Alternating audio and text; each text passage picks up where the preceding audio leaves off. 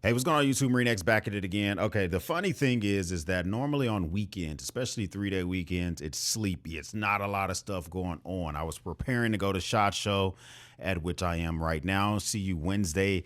If you find yourself at SHOT, I'll be at the Vertex booth, or just look for me walking around the convention nonetheless. But it seems to be we just turned up the temperature when it comes to Greenland. Now, this can be ultimately a couple of things, but first, let's just rewind the clock for a second. We want Greenland. We, being the President of the United States, is it advantageous for the entire country? I'm not quite sure how it works out in our favor, but we seem to be turning up the temperature nonetheless. Now, the big thing is that we're purporting that Greenland does not have the ability to protect themselves. The Arctic Circle has very few countries in that area, but really take a look at the Arctic Circle.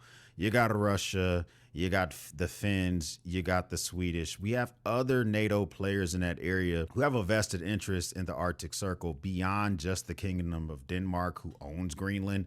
And the Greenlanders don't want to be Americans. We keep trying to think about offering their money. Now we seriously seem to turn up the temperature when it comes to tariffs. We just are about to impose a 10% tariff on any country that sent troops in a symbolic way to Denmark or to Greenland the other day. They're about to participate in an Arctic exercise for cold weather training. And anybody who's not on board with us taking Greenland, I think this is being done for a couple of reasons. I don't think it's as simple as Greenland can't protect themselves. They're going to get caught with their pants down and Russia's going to stick it up there hard. I don't think it's that simple, because at the end of the day, at one point we had over 20,000 troops in Greenland. Now we have less than 200. If we thought Greenland couldn't protect themselves, we wouldn't have reduced ourselves down to 200, but that's neither here nor there. I think the bigger picture is we're trying to get rid of the United Nations. We're trying to get rid of the UN, and it comes from President Trump's new Board of Peace, which we'll talk about here in a second. But fast forward, we're proposing to take Greenland. We're not taking military strikes or military operations off the table. It has come to the point where other European countries has felt the need to even send, whether symbolically or actually, troops and equipment to Greenland to protect them. It has sparked protests throughout Greenland and throughout the European Union. It has been condemned by multiple nations and prime leaders. And guess who's celebrating it? And their pants are starting to fall off over the just jumping so high for joy. Russia. Super happy about that, because they believe it could be the end of not only NATO, but the second part, this new Board of Peace thing, could be the end of the United Nations. United Nations are known for helping to resolve conflict around the world, putting back the countries after conflict is over. Well, the United States just came up with this new thing called the Board of Peace, which sounds kind of dope, until you peel back the onion and see that it costs $1 billion per country to join. President Trump 100% gets control of the money of the $1 billion that's put in. He has this sole veto power for any idea that's put up, and he gets complete control after the board for his lifetime, not just his presidency.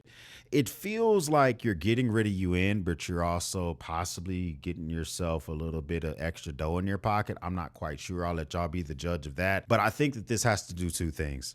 Imperialism, which is we want more land. That's why we're going after Greenland. A false sense of security, which could be true, may not be true. But ultimately, if it was, we wouldn't have 200 troops in Greenland.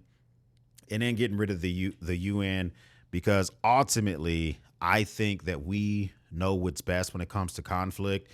And these are the things that I think it's all about getting rid of the UN and just imperialism.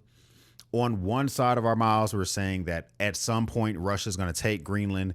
They can't protect themselves. The Kingdom of Denmark is this small country and they don't know what they're doing. But on the other hand, we just invited Russia to join the Board of Peace.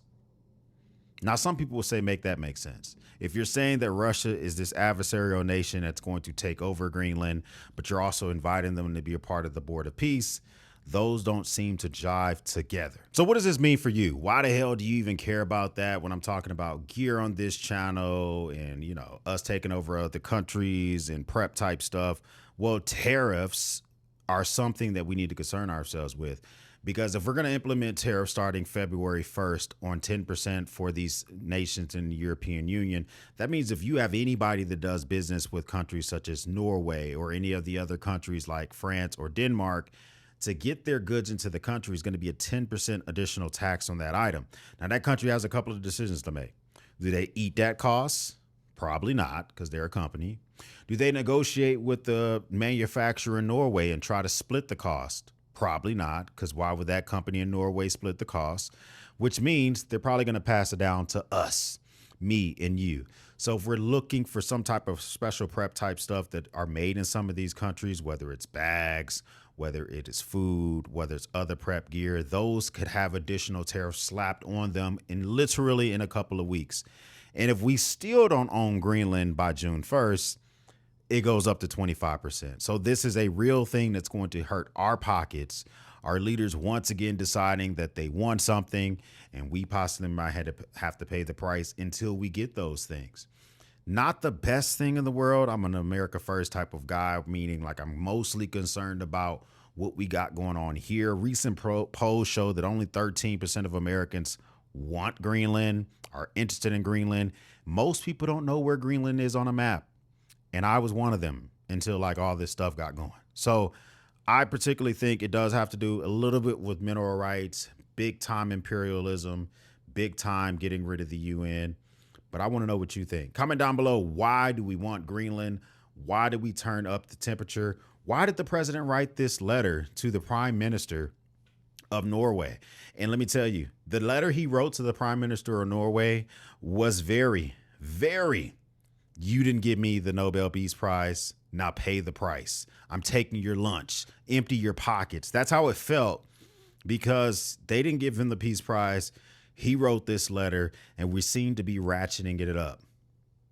But hopefully we're able to take the temperature down, de-escalate, and not have to pay additional money. Hope to see you on the floor of SHOT Show over the next couple of days. First time stopping by, hit the subscribe button. I would love to have you part of the battalion.